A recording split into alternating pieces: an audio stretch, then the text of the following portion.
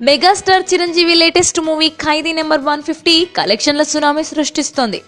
ఈ సినిమా ఇప్పటికే ఓవర్సీస్ లో ప్రీమియర్ షోలో రాజమౌళి నిర్మించిన బాహుబలితో పాటు అమీర్ ఖాన్ పీకే సినిమా వసూళ్లను బీట్ చేసిన విషయం తెలిసిందే. ఒక్క అమెరికాలోని ప్రీమియర్ షోల ద్వారా 8.56 కోట్లను వసూలు చేసిందంటే చిరంజీవికి ఉన్న క్రేజ్ ఏంటో అర్థమవుతుంది.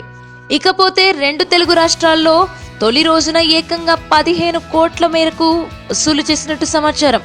ఇక వసూళ్ల విషయంలో ఫస్ట్ డే కొన్ని ఏరియాలో బాహుబలి రికార్డులను బద్దలు కొట్టినట్టు వార్తలు వచ్చాయి.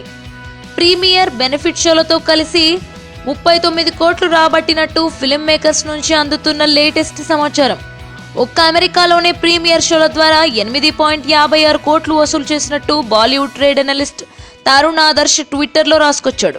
ఇక ఈ సినిమా తెలుగు రాష్ట్రాలతో పాటు ఓవర్సీస్ లో కలిపి ఒక రోజులోనే 39 కోట్ల రూపాయలకు పైగా కలెక్షన్లు వచ్చాయని చెబుతున్నారు.